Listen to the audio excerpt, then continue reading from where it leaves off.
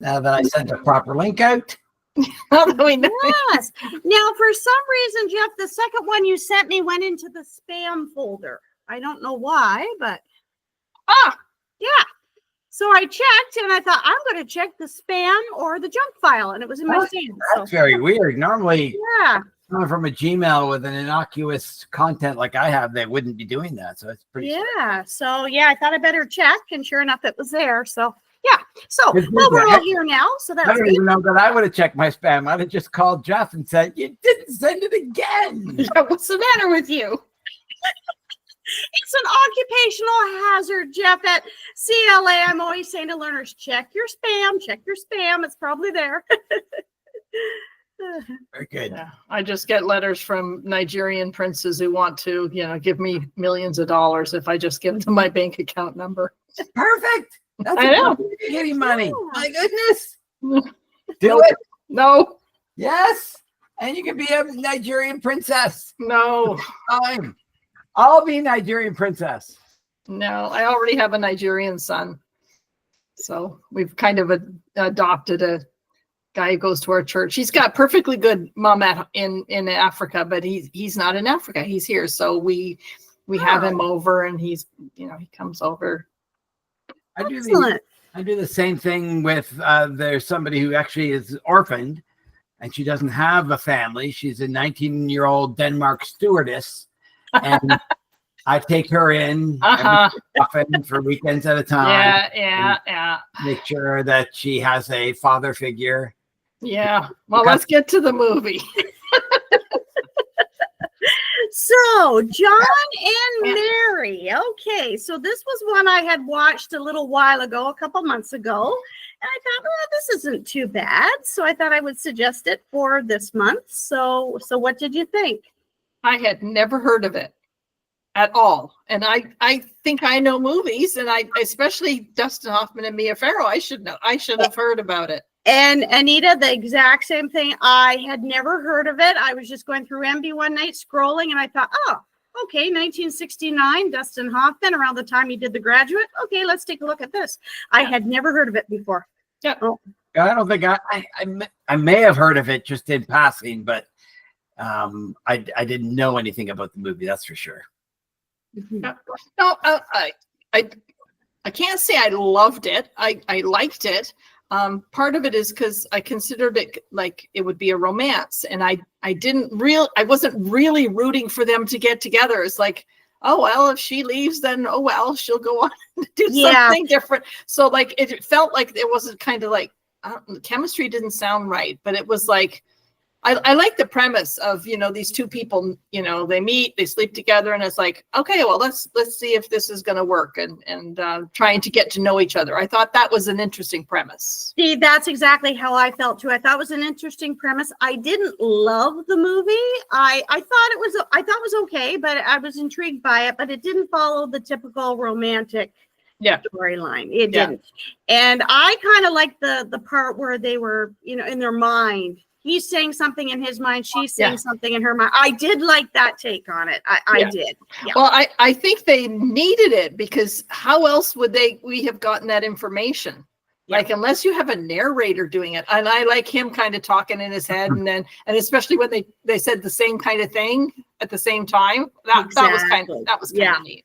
I thought the inside the head thing sort of didn't work, because I wanted to know what they were really thinking, not I wonder if she's going to do this. I wanted does he like me enough? Like, I want like the internal struggles to come out. And it was much more sort of somebody sitting on a wall watching a relationship, figure out if it's going to happen. And I wanted to see their wretchedness come out in your inner dialogue. Right. And it was wretched. She threw her clothes on the floor. That's what she does. And he was annoyed by that. Kind of wretched, but I found it really hard to follow the fact that she had another boyfriend. And was that current? Was that happening right now? Yeah. Or is she going back in this? Because he was going back into his past on his, but hers seemed right now. And they didn't separate them out so that you could realize hers is past and his is right now. Or maybe his was happening right now like it happened yesterday or something. Like I couldn't quite balance that with understanding both of their positions. Yeah, the flashbacks weren't quite done, easy to understand. Like, was this 3 years ago? Was this 2 weeks ago? What, not really sure what the flashbacks were. And, they were done effectively to give background to the characters for sure. But I would have really appreciated, September, and then this was back in May or something like that. Like, aside from the fact that there's, snow on the ground and he's playing tennis, it's like, oh, okay, well, this is not the same time, or is it, as when they're meeting and things. Exactly. Yeah. And I had to laugh at Dustin Hoffman's performance, though, very much like The Graduate. If you've seen The Graduate, he says, what a lot, like when he's with Mrs. Robinson and the whole Anne Bancroft thing. And when he's shaving, she'd say Benjamin, and he'd go, what? I found him doing that a lot in this movie. And I don't know if that's just his natural way. He's not acting. He's just exactly. That's the way he is. And when he was using the electric shaver, I thought, oh, here comes the what line, but it was later. Yeah. So they had a few other guest stars who I did know, or the Tyne Daly, who was in Cagney and Lacey. I had to watch it a second time to find her in it. No, I saw immediately who she was. Well, I did, because I didn't remember. I saw her that she was in it, and then I watched it, and I forgot that I was going to look for her. And then I went, oh, she was in it. Who was she? I had to go back. Then I knew which one it was. Yeah. No, I got to know her very well. One of my children was just born. And so I would watch, and Cagney and Lacey was on at like 1 a.m. when I would wake up and feed a baby. So I watched, an hour of Cagney and Lacey for a couple of months. So I got to know those characters a little bit. And then Olympia Dukakis played John's mom. She was in Moonstruck, I think. And then Cleavon Little played a part, and so Quincy Jones did the music. And to be honest, the music wasn't that memorable to me. Maybe the very beginning, when her eyes were opening, and you heard the like. Yeah. I like that little piece, but you're right, the music. But there was no their song or anything like that. Yeah, like they didn't seem to have a love theme, or not memorable enough for me, anyways. Yeah. So that we have the past of she had an affair, and then he had a girl, and they went through the ups and downs of those in the flashbacks, and I thought that was kind of done well. That they really exposed who the characters were, and I appreciated that. So he didn't have an affair. Who did he have an affair with? No, what was her name? Ruth, when she moved in, and that wasn't an affair. No, I guess. I don't know. What do you consider a love affair? The guy was married with kids. Yeah, okay, so a love affair. Okay. I thought you were equating them. No, she was the one sleeping around. Yeah. Which we questioned at the beginning, like, oh, how many men have you had? And she was sort of doing the same thing to him, and he was right, and that she was the one sleeping around, and he wasn't the one sleeping around. As far as we could tell, and. I mean, I didn't like the fact that he changed so quickly into, I don't know if I like her. I'm not so sure. She's trying to move in to, I can't live without her. Yeah. I got to search all day long for her. It's like, exactly. And he was so melancholy too in the cab. And then he goes back, and I thought to myself, that was a little bit predictable. I thought he's going to come back to his place and she's going to be there. I didn't think that. No, you didn't. I wondered because of so her affair with the politician, was that the day before they met, or was that weeks before or months before? I need to know that. And I met a boy at a party. We played ping pong, and then I sort of went back. Did you go home after that? No, I didn't. So I don't know if that's like they ended up playing ping pong that night, and she was telling him that story either to get him jealous. Because he's got a wife, and she's trying to get him to leave the wife, or you didn't really see that. She's trying to like force him to leave the wife, kind of thing. But I think she was telling him right on the spot. Didn't he drop her off? When she said, "Oh, I got him to drop me off here by your place." Okay, yeah, then. And now I don't. She might have been talking about somebody else. She didn't say I got John or the guy I just met at the bar to drop me off, but she said, "Oh, I got him to drop me off here." Told him that my boyfriend knows how to shoot clay pigeons, and she never mentioned she had a boyfriend. So I didn't quite get. Yeah. Egging him on or playing with that, going, you know how people make him jealous or whatever. Yeah. Mm-hmm. I didn't know if that was true or if that was a total fallacy. They didn't do it. I thought it was cool that they talked about the Japanese guys doing computer dating. Yeah. 1969. Yes. Computers didn't even exist as a thing other than in a university setting of this, you know what I mean, monolithic behemoth of a computer. And so they were like doing this freaky computer dating thing. Yeah, weren't they, Jeff? Weren't they those huge machines in universities with those big reels going and the whole stuff? building. Back in '69, I was at Mac. We used mainframes, VAX systems in like '82, and so this is '69. It would have been more archaic. It would have been like little toggle switches and lights. Is all it would have been. But how many girls have signed up to computer dating in 1969? Apparently the Japanese ones did all over the place. Well, that's the thing. It's only a couple of nerdy computer science students. Yeah. That seems a little off. Wasn't even an area of study yet. Yeah. I just thought that was there was a couple other things. Did you notice when he came in to her shop to buy the blowgun? Do you remember that? And they had the son, he wanted to go buy something. He said something to him that was so futuristic.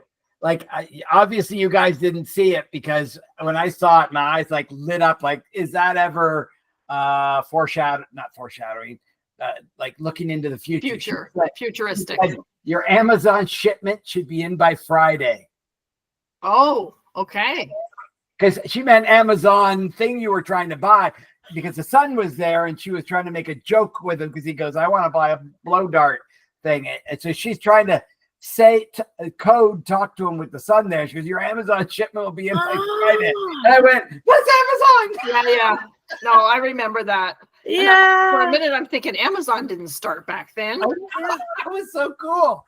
That was like said as an Amazon shipment, like you would say right now. The other one that was really cool, this is '69. And now New York was a awful place in the late 70s and early 80s. Yes, crime. So this is just before that. But he had a Mercedes parked on the street and left the door unlocked. Yeah. How would you even do that in '69? Yeah. And she just sits in the back seat. She just crawled in. She goes, well, you shouldn't leave your this is going to go on for 30 seconds. I'm going to mute myself. You guys keep talking. Okay. So, yeah, I was looking at some of the stuff that is, I go, okay, the 52 Riverside Drive was the address of the one, and 414 East 55th. And that makes me want to go to those places and see if there's That's how I am too. When I watch movies like that and they have because I've been to New York a few times and generally where stuff is like, I got to go there. Like Lexington Avenue. I've seen that. Madison Avenue. Okay. And I haven't gone. So I am like when it said Riverside Drive and I was like, that's where Joe Fox lived on You've Got Mail. Riverside Drive, I'm pretty sure. Right. And now I want to go back and watch it. And that movie too, Fox Books. That's right. Yeah. So it was one of those things that is like I wanted to do. So I like how he was a cook. And like he was the cook and she kind of didn't know what she was doing and she kind of ruined things. But one of the things I liked is right after they slept together, she's kind of wandering around looking at his books because you get to know people whether or not they have books and what they read. And I think that's. Yeah. And he had the Guinness World Book of Records there. She didn't look at that one, but she pulled another one out. And also to the ant farm. When she went over to the ant farm. Yeah. I found that interesting as well. Yeah. So she was in Rosemary's Baby, right? Mia Farrow. Yep. And that was around the same time, I think 68 or 69. Yeah, just after or before it. But that's one I probably should watch again because that one scared the bejeebers out of me as a kid. And it's like, has it changed or now am I too cynical or whatever? That would be interesting to see. So the director was Peter Yates and he had just done Steve McQueen's Bullet. the movie before. Oh, So okay. that's another movie that I've heard people tell about, and I've never seen it. I've never seen it either with Steve McQueen. No. Yeah, you gotta like car chases for that movie. Well, they talked about it on Blue Bloods. They looked at the bullet car or whatever, and so it's like it's a piece of Americana in a lot of ways. Yeah, I thought it was funny. Remember when he was looking for her, and he jumps out of the cab. He sees this guy walking his dog, and he jumps out and he goes, "Do you know where these 3 girls live?" And the guy's gay, and he goes, "Huh?" And I'm going, a gay guy is gonna know where 3 girls live. Yeah, because they're best friends. Right. Even then, I guess they thought the world so misunderstood gay people in '69 that you'd assume gay people want nothing to do with girls. Yeah. Yeah. And it's just not the case. The gays and the girls were the best of friends because the girls weren't worried about them. But it was so funny the way that was just the way that it should be, that he even like rolled his eyes. Like, oh, he's gay. Yeah, I noticed that too. That was quite a reaction, and I thought, well, that's going back to the fact that he's gay, so he wouldn't know. But you're right, like he would know about the girls in town. If anybody would know where 3 girls live, gay guy. Right. He's protecting them or helping them or knowing about them or setting them up or whatever the situation is. Yeah. So I kind of, I liked and I didn't like the end where he didn't know her name, and at the very end is like, "Hi, I'm John, I'm Mary." Oh, okay. Yeah. But then part of me says, why didn't you ask her name? Exactly. Like, and the way make any sense. It was the way she said it. Mary. Yeah. And he says Mary, and then he says John. But she wrote her phone number on the mirror, and then he wiped it off. Yeah, and then he tried to look at later. He wanted her like crazy. Like, why wouldn't he just left it on for a day or something? Yeah. Why wouldn't he have wiped it off? What was the reasoning behind that? Yeah, I didn't get it.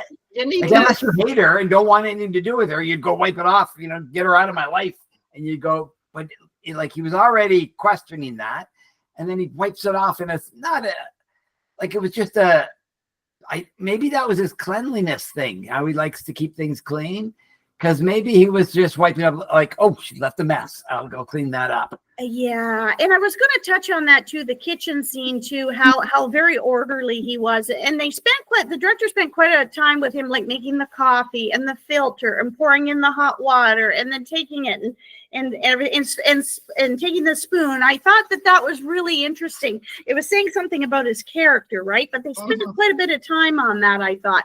And then with the egg and about the free range eggs, and that. Mm-hmm. You notice how they said twice, he said it and then she said it, how eggs have so much hormones in them now, they're going to change our sex is going to be screwed up in the future, which is, since then there's been like so many more gay people and so many people changing genders, and there's almost like the hormones that did it all. She's right. Alex Jones was right. It's in the water. That's right. There you go. So, a lot of predictions in this movie. Yeah. Well, if you look at it from that perspective, you see the predictions, the dating by computer, and I mean the crime thing. It seemed so strange that nobody worried about crime. They're meeting in a restaurant, everybody smoking, and they were worried about men being unruly because that friend was just trying to, sleep with women, and he called it the scene. Oh, the scene here is great, and the scene meant the ability to pick up girls, I think is what he meant by that. Yeah. And so he was trying to show that he's a bit of a player. Yeah, compared to Dustin Hoffman. Then Dustin Hoffman meets the girl. He goes, "Oh, you're so lucky. Me, I had to spend all this money on this girl. I got nothing out of it." And so like they had the opposite of what each of them were going into the night for. The one failed and Dustin Hoffman won. I don't know. You're right. I didn't believe in the relationship the same way. If you're starting to like someone, you're picking at them like they were doing. They were picking at each other a little bit. You know what I mean? Do you sleep with lots of guys? I want to know. You know what I mean? Like you seem to sleep with me very easily. Like you want to know that kind of stuff. Yeah, and I think that's before too the AIDS crisis, and although I mean things like gonorrhea have been around forever, so you would think that that would be. Free love was certainly a normalized thing. I think that back in especially in New York, it would have been. Mhm. Yeah. Well, because everyone's so liberated, and women's had their women's lib by then. Well, they're a lot more liberated now than they were then. And then they just started it. Now even women having body counts is treasured things. Like guys used to have body counts. Body count meaning how many people they slept with. Like that's a thing that women used to like be shy about and try and say. Oh, now they're proud of it. Now a woman will say, 107, and I'm proud of it. And like they don't realize the cost. Well, I'm proud of my one. Yeah. So I didn't really identify, like, it's been so long since I've had, like, I don't understand the dating scene and the desire to meet someone and fall into bed with them. So like, that is so foreign to me. I mean, I've been married forever. I met my husband when I was 15 and he's the only guy. So it was one of those things that I couldn't really identify with. Oh, the nervousness of trying to get to know someone because it was so long ago. Did you meet Martin in high school, Anita? Or? I was in high school. He was already working. Oh, okay. So, but he came to our church and he was a decent guy and he treated me good and I fell in love with him. Oh, wow. So I fell in love with him too. He's a pretty nice guy. Like he is. Yeah, it would be hard in this world to find a more solid individual. Yeah, so my dad was a little less solid in the dependable bread earner kind of way. My mom was the one with the solid job and the career and so on. So I was looking for someone who was solid, and it's like my husband did the same job for his entire life. He worked for his dad, and then he took over the business, and then now he's working occasionally for his son in the same business. Oh, that's awesome! Yeah, Jeff had told me that your mom used to work at a bank. Toronto Dominion. Toronto Dominion. Yeah, she helped the business accounts. Nice. So, yeah, and she got yeah, it was she wasn't just like a teller. She learned how to do things and they were depending on her. Like we were all kind of laughing when she retired. It's like, oh, we should get our money out of the TD Bank because the stock's going to go down because my mom's not there to keep them out of trouble. So, yeah, and not too many kids our age had working moms. Most of them were at home. So we did have that slightly different angle. And while we were latchkey kids. Yeah, but I appreciated the independence that it gave us. So yeah, there's always things to look. What do you call that? Right side. Good right side of things. Yeah. Right side of for sure. And then I was the opposite. I was at home all the time, and my kids couldn't get away from me.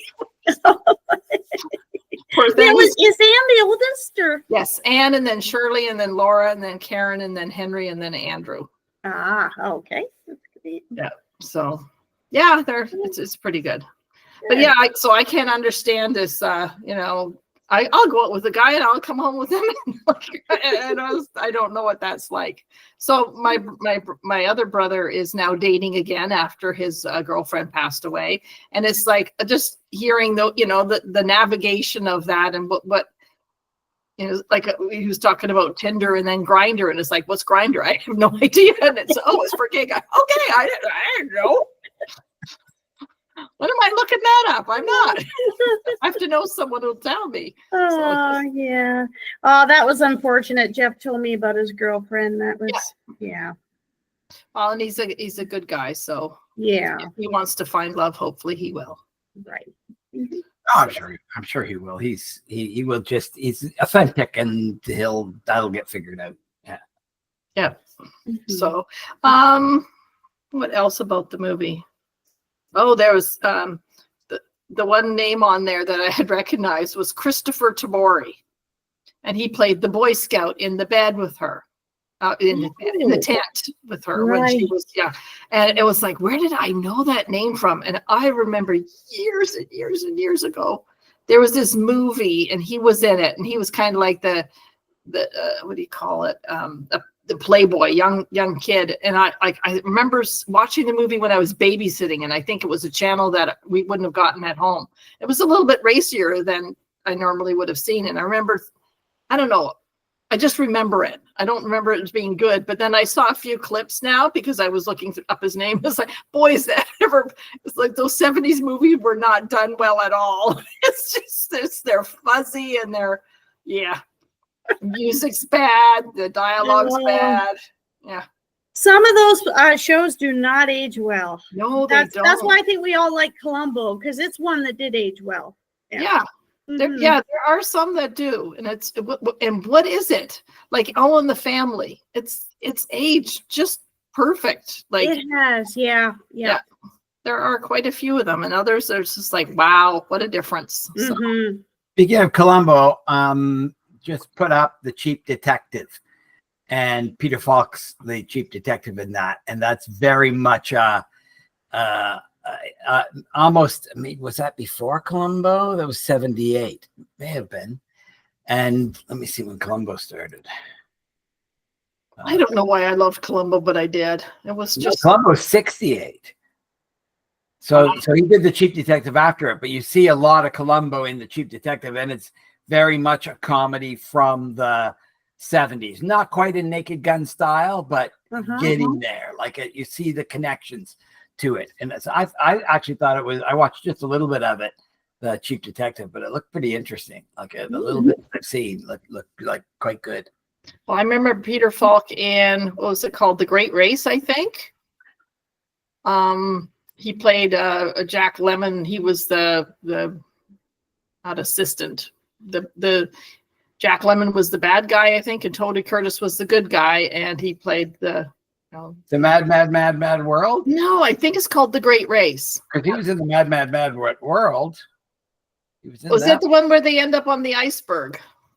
And the polar bears come across a man dying after a car crash who proceeds to tell them about his $350,000 heap buried in California. Follows the madcap adventures of those strangers, each attempt to claim the prize for themselves. That's Mad World. Also go to the Great. You don't have The Great Race. That's one that I loved. The Great Race. Oh, because they had Tony Curtis, and then Jack Lemmon, and he played I can't remember the name of the character, but then he got drunk and he's just the way and then there was a pie fight and everyone was getting pie all over them except Tony Curtis, who was like, I do believe that they had a swashbuckling scene and he smiled and then they made a little twinkle star come out of his like ding. And then he was doing a little sword fighting and he did a little hop down the castle and it was like, that movie is just, I love it, and Peter Falk was great in it. I watch Mad World frequently. It's one that we watch, my folks and my cousin and I. And Peter Falk played a cab driver in that one, and they're trying to find the prize or the treasure under the big W. Yeah, and it was Madcap. There was Jonathan Winters. There was Ethel Merman, Sid Caesar. So a whole bunch of stars in it. But yeah. I wonder which one was first, because The Great Race and the Mad World sound like they had quite similar. Mad World was 63. Yeah. I'm just looking at a movie that Peter Falk was in. This one looks really good, called Opening Night. Actress Myrtle Gordon is a functioning alcoholic who is in a few days from the opening night of her latest play concerning a woman distraught about aging. One night, a car kills one of Myrtle's fans who's chasing her limousine in an attempt to get the star's attention. Myrtle internalizes the accident and goes on a spiritual. That looks good. Aren't you glad that I didn't just? Aren't you glad I didn't just say, "Oh, we watched that"? Yeah, no, you better not. No, I don't recall that one. But the aging starlet reminds me of that Betty Davis one that we just watched. Yeah, all about Eve. Yeah. I know Jeff really likes this movie, The Apartment, the one with Jack Lemmon and Shirley MacLaine. It was the first time I ever watched it, and I told him I was watching it one night, and he says, "Tell me what you think." And it was really, really good. And Fred McMurray, He definitely was not like his character in My Three Sons. Oh, he was a bad dude. It's funny how you just kind of pigeonhole some of these people, and you just don't realize that they are actually actors. I remember the first time I heard Jean Stapleton not be Edith Bunker, and it's like, yeah. It's like, oh, what is this? Like it's similar, but it's odd to me. It's like with Fred McMurray, like his voice and his demeanor, like you know, I thought he was going to say something to Uncle Charlie, and then he's this rogue guy. Yeah. No, he was not a nice man in that, and only because you had such sympathy for her that he was even that much worse. Yes, yeah. Because, like was so broken and needed a Jack Lemmon kind of person in her life, and she might miss out because of him. Yeah. So it's funny how when I come away from a movie, I quite often think, oh, what other movie do I want to watch because of it? And it's like, okay, I'd like to watch Rosemary's Baby because I haven't seen it in years, and what is it as scary as it was, and all that stuff. And you know, I've never seen that one. That's one I haven't seen. Well, and I'm not typical enjoying, you know, a horror one, in that I believe she's, you know, expecting a baby who's supposed to be the devil, and it's like, ugh, I don't know if I like those, but it's like sometimes done well, it's, you know, it can be done good anyways. But I think now too, Mad World is another one I want to put on my list of ones to watch. I can't say I've seen it. I must have, but I can't remember. Wheeler Park is Al Pacino, and it was 71, so it's the same kind of time. And An Unmarried Woman, I had just put up a little while ago, and that one is looks good. Jill Clayburgh is in it. Well, it's like this was a New York movie, and quite often New York is almost like a character in the story. Yeah. And this was, to a certain degree, it wasn't, you know, overwhelmingly so, but it definitely was a character. But I almost thought at first that the apartment itself was going to be a character, because the way he kept it, and then her coming into it, and what her environment looks like and how she reacts to it is almost like a character in the movie. They talked about it like that at the beginning, when she thought that he has a wife because he's got so much room. Yeah, that was the trick. Yeah. No, I when I first started watching that, I didn't think I was going to like it because of the dialogue going back and forth. Then I started to really get into it. Not loving the dialogue part, but really loving the early 70s view of New York and the bar scene, I like that aspect of it a lot. There was a certain charm to the movie. I thought that too. I thought, well, I have never heard of this. I'm going to try it out, see what it's like. And then I thought, well, it's not following the regular formula, and I'm going to stay with it. And like I said, I didn't love it, but I liked it. I liked it. It's one of those. It's rare that there's you watch a movie and you go, oh, well, there's nothing redeemable about anything. There's always something, pretty much, except for a few, but there was the frustrations of not knowing when the flashbacks was evident, and had that been answered, I think I would have been able to slide into the movie and enjoy it more, because I wouldn't have to think, is this it before, is it after, like what is it? And I found with his side, it was very clear about that woman, Ruth, and the relationship there and her moving in. It was a little bit murkier with Mia Farrow. Like I was the same way. I thought, well, is this recent, or did this happen a while ago? Or yeah. Well, I did kind of like, well, maybe it's because we see it all the time now, but when she was on that down south on an island or whatever with the politician, and she decided she'll come home with him, but she'll just get off the plane like they're two different people, and then his wife was there to pick him up, and she looked over, and then she dropped something, and then the flashback is over, and she's standing in the kitchen or whatever, and she had just dropped something. So she only dropped something once. That was in the kitchen. Yeah, so but she just was shocked.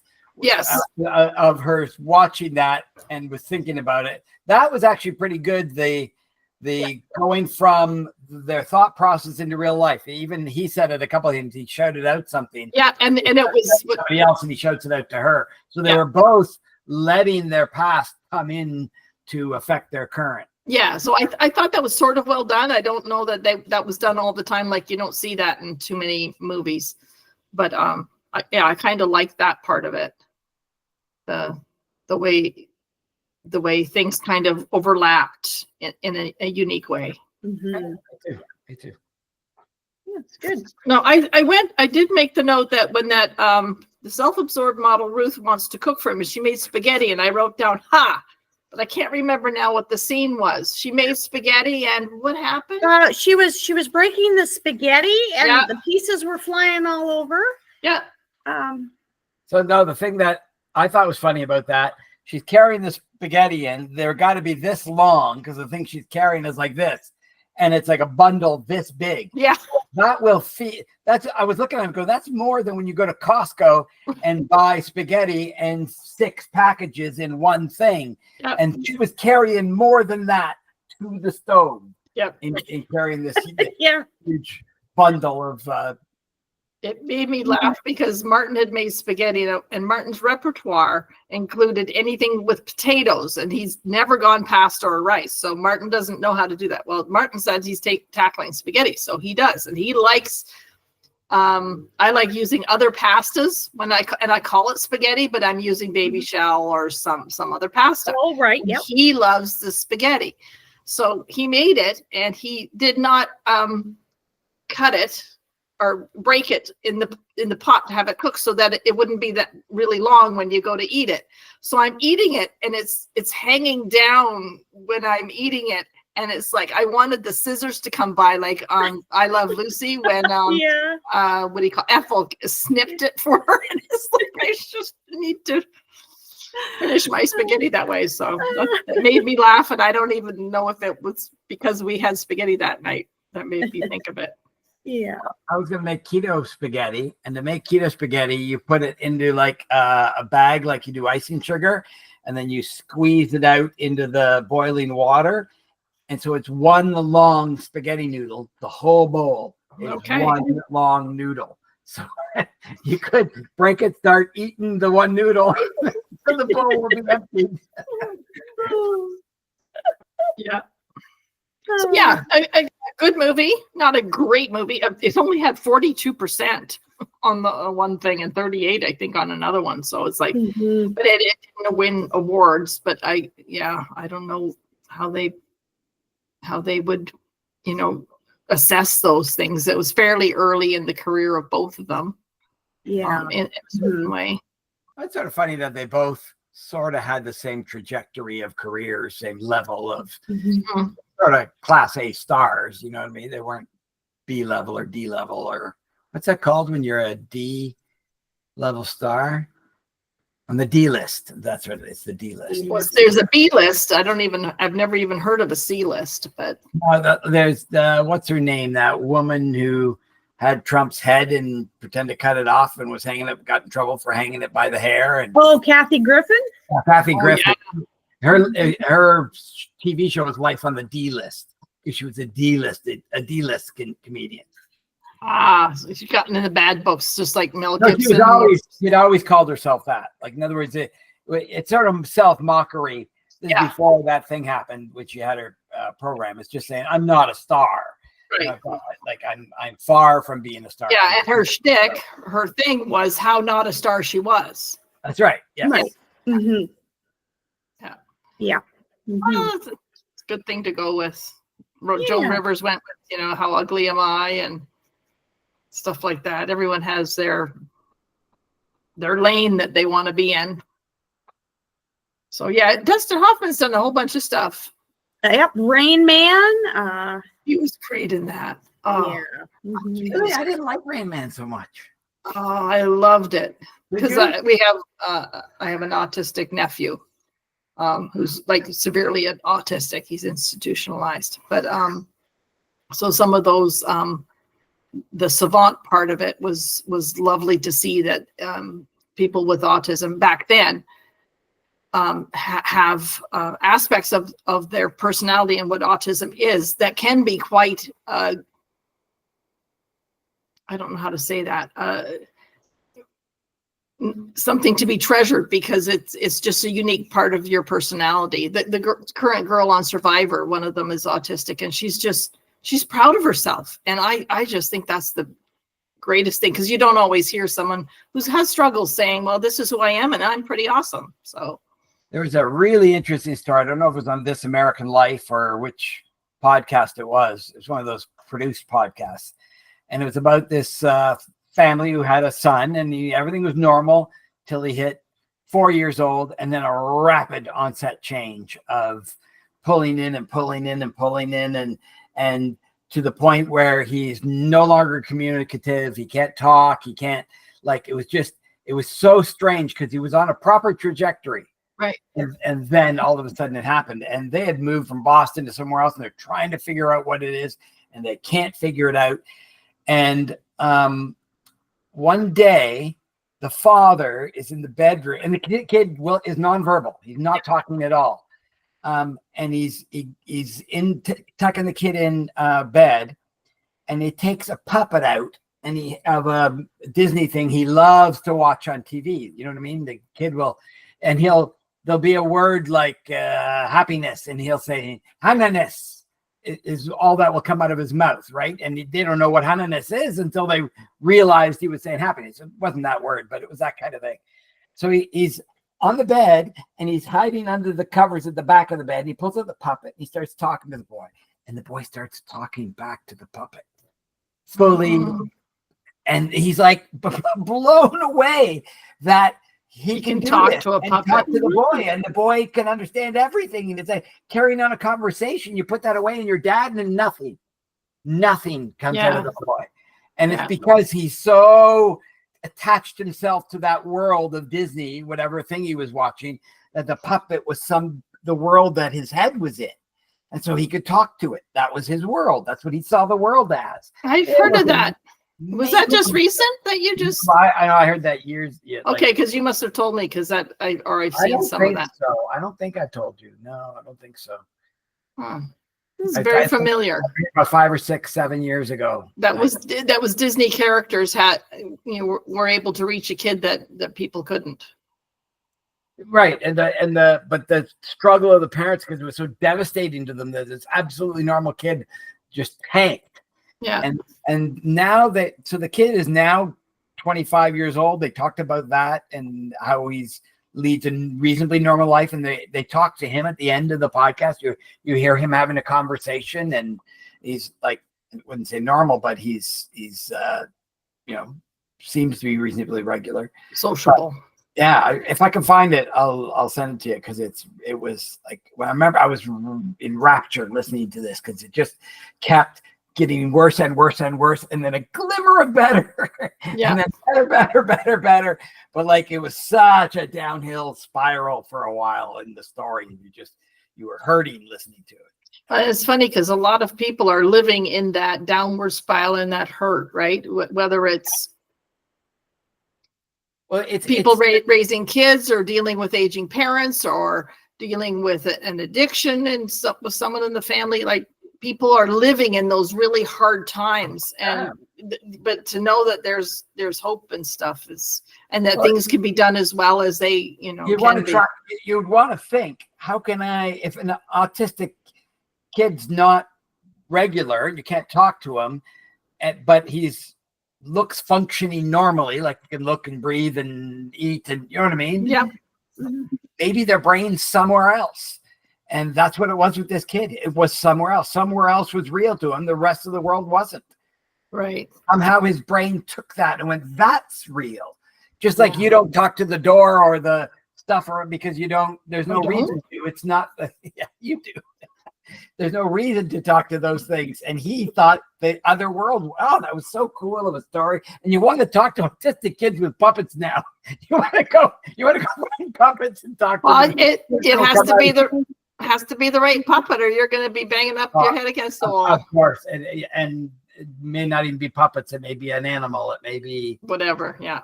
You remember what's her name? The woman who did the cows. You know that story? I have it on. The women who did the cows. Yeah. So this was an autistic woman, and there's a movie about her. and it's a movie, not a documentary, but it does document what happened. So she was autistic, and she understood cows where regular people don't. And so she essentially developed a way to take cows from the truck to where they're going to be killed and let them be calm. And you something like make them always turn left, make them Right. There's a bunch of things that she just got. And the world thought she was an idiot. And then they started to employ some of the things that she did and went, she's like made out the whole difference. Not far off than the dog whisperer. Like the guy just knows dogs, and you can't figure out exactly how he knows, but he just knows. He just knows, and they pick up that he knows too. Yeah. Temple Grandin, that's the name of the movie. Okay, I've heard of that. Yeah, Temple Grandin. That's just gonna make sure. Temple Temple Grandin. Yes, it's The biopic. It's interesting when we have a look into someone's life that is fascinating. Yeah. So next month is. I think we thought, guess who's coming to dinner? If that's okay. Yeah. All right. Yeah. Jennifer is been very annoyed that we don't let her play. So if she might join us next time, if it works out, it would be great. It would be great to meet her. Yeah, it would be. It's funny how she was like, "Don't say we only have one fan," because I've been commenting. She was really mad at us. Not too many people are begging us to come on, Jeff. So it's like she might say, "I'm giving up after this," but no, we can have her on. Sure. Why don't we invite her here? And if she watches this to this point, we will have her on. So she has to respond to us and go, "Yay, I'm on." And what movie am I watching? And we will talk to her about it. Okay. But if she doesn't get to this point. that means she has not really not our biggest fan. That's right. And then she loses out and doesn't get to be on our show. Our show. Our show, of which YouTube will be taking off the air because we've said something terribly incorrect. Like and subscribe. Hit my bells and buttons. Oh, you have to go to our YouTube store for our merch. Yeah, go to our That's merch. right. We need a logo. We got the new hoodies in. Yeah. Oh. No, you should go for hats, because hats are one size fits most, right? And if hoodies, you're gonna have to get all kinds of sizes. It's only fat people are going to watch our show. Come on, it's about movies. Athletes don't watch movies.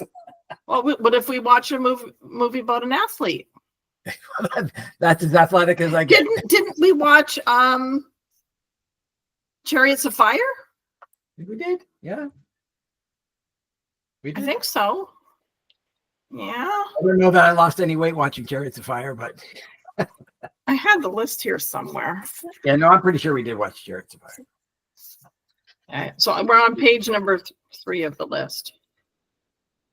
Oh man, our first one was Sling Blade, and then Gran Torino, The Big Blue, Shape of Water, Apple Dumpling Gang, Hey, I just put up Apple Dumpling Gang 2. and The Return of the Apple Dumpling Gang. Oh, Don Knotts. Yeah. Yeah, and so we were trying to connect them, and Jeff picked Apple Dumpling Gang. No, I picked Apple Dumpling Gang, and so Jeff says Gangs of New York. They must be related, because they both are gang movies. Right. But oh man, we watched all kinds of movies. Okay. I should make the list. I should make a list. We should post it so that people can go back and watch their favorites. That's right. Yep. Okay, so we'll see y'all next month. Okay. Jennifer, how about Jennifer has to watch all our previous movies, catch up before she can join us? It's too many. No. It's too many. Okay, guys. Yeah, We'll have a see good you one. next month. See you next month. Bye. Bye. Bye. Recording has stopped. No, it's not. Stop. Oh, you better stop the recording. Recording. Okay. Bye.